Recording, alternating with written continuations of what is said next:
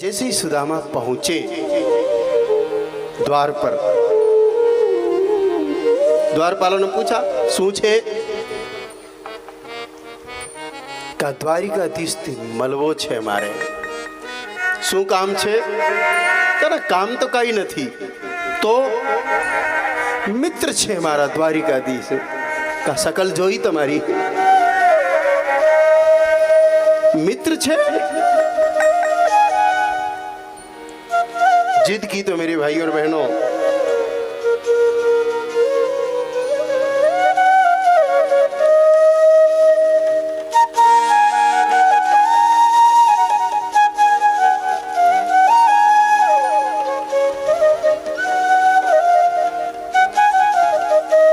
धक्का दे दिया, सुदामा जी गिर पड़े,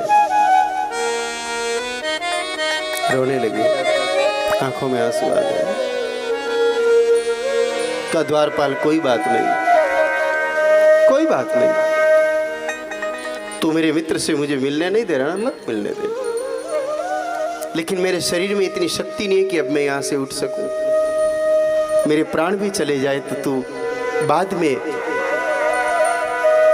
द्वारिकाधीश तक ये बात पहुंचा देना कि तुम्हारा एक सखा द्वार पर मरा पड़ा है।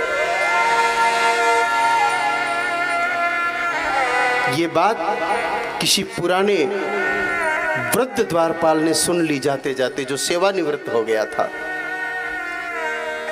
रोते हुए सुदामा कहना, रो मत, मैं जाकर के ये बात द्वारिकाधीश को बोलता हूं।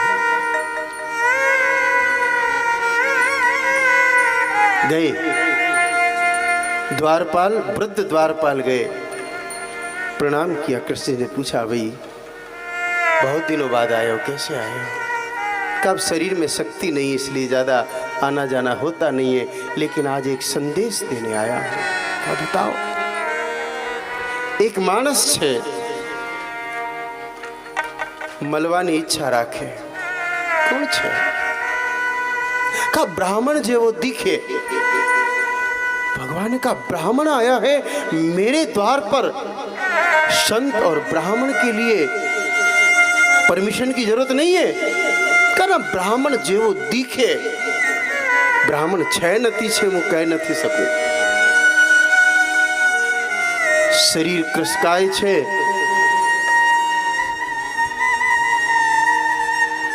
आधी अधूरी धोती છે, ऊपर कई छे નથી।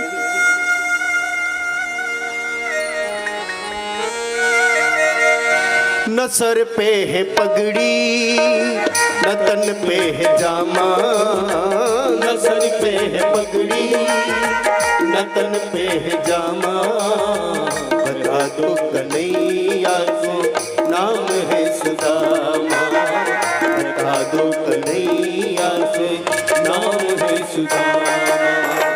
भटकते भटकते न जाने कहाँ से, भटकते भटकते न जाने कहाँ से, तुम्हारे महल के करीब आ गया है, तुम्हारे महल के करीब आ गया है।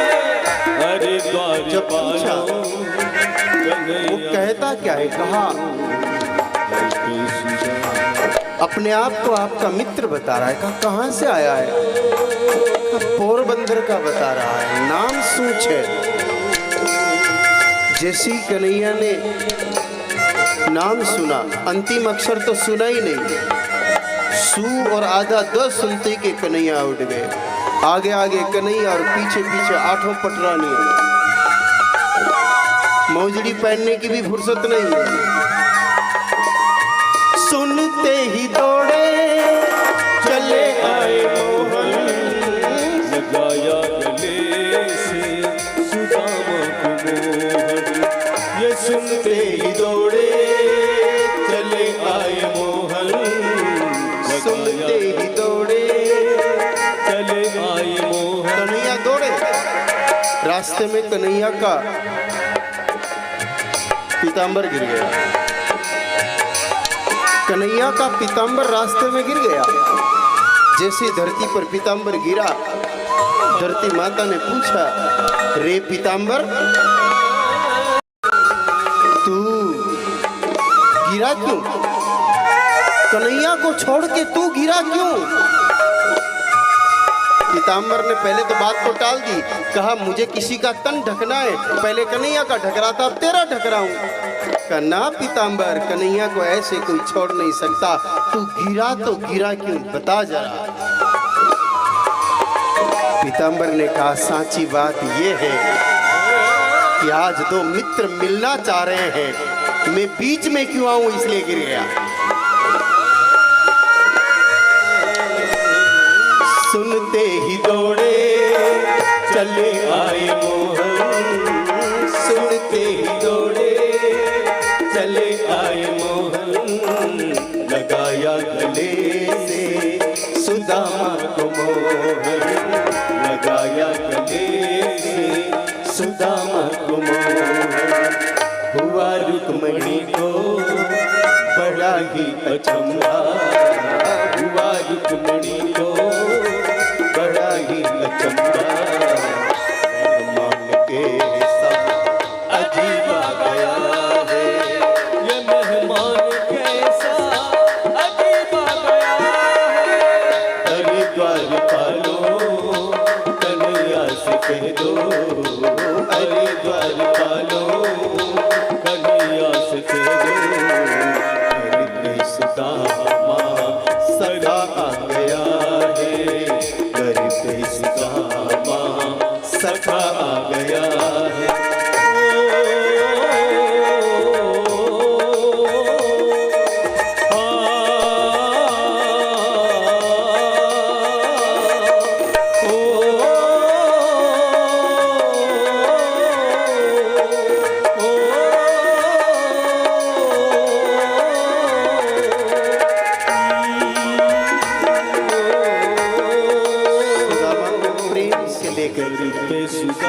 अपने आसन पर बिठाया, खुद के आसन पर, सामने कुर्सी नहीं दी। आजकल मित्र अगर थोड़ा बड़ा हो जाए तो सामने बिठाता है, लेकिन यहाँ कन्हैया जी ने अपने आसन पर बिठाया। कहा रुक्मणी जी को, कहा मेरा मित्र थका हुआ आया है, जरा जल लेके आओ ना, पैर धो। रुक्मणी जी जल लेने गई, लेकिन कृष्ण जी को उतावल थी, कब जल गरम करेगी और कब क्या होगा। कन्हैया ने तो मेरे भाई बहनों अपने नेत्रों के नीर से ही पैरों को धोना शुरू कर दिया।